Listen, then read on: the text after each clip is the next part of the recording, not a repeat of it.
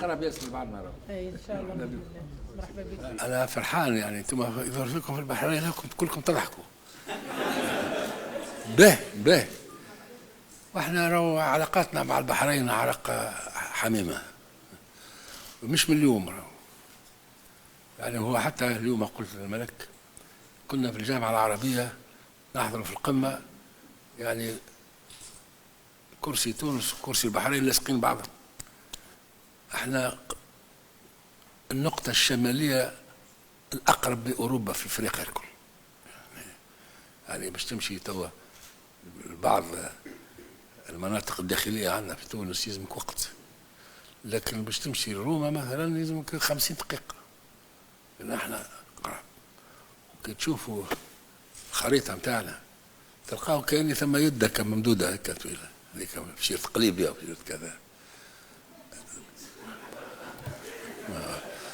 لكن رانا ما نعطيوش يدنا للي يجي، ما نظنوش هذا هكاك.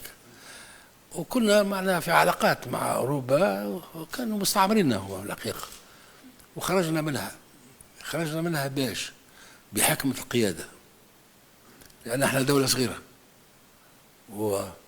وفرنسا كانت من الدول العظمى، يعني جيشها من الدول الكبرى، وخرجنا منها سلامات، لأن غيرنا ضحى بملايين العباد. احنا ولوم علينا ايش بيكم ما ماتولكمش برشا، علاش قلت له لابد يموتوا لنا باش نخلصوا رواحنا.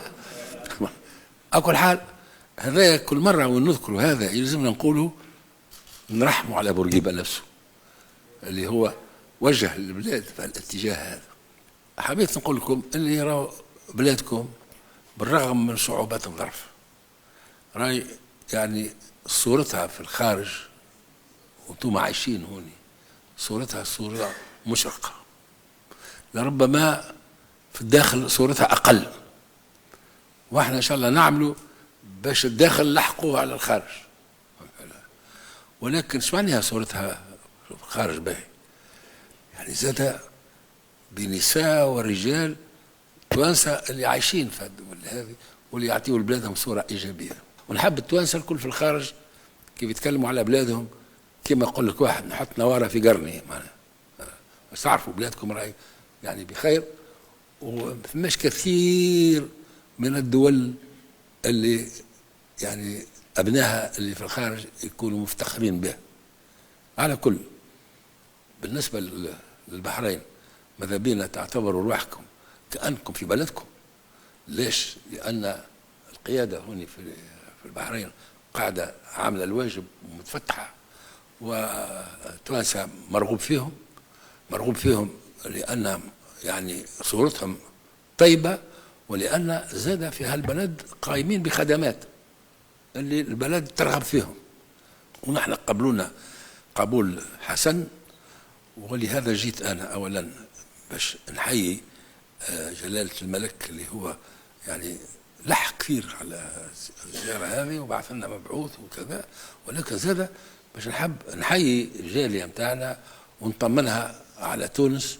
صعوباتها موجودة وصحيحة، ولكن إن شاء الله باش نتغلبوا عليها، وما ذاك على الله بعزيز. والسلام عليكم ورحمة الله وبركاته.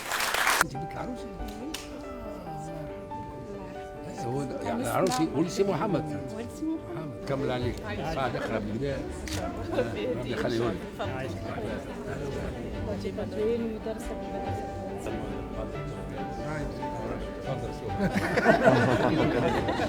سيد الرئيس الجالي اللي عندنا راهم كلهم ما شاء الله كلهم يشرفوا تونس.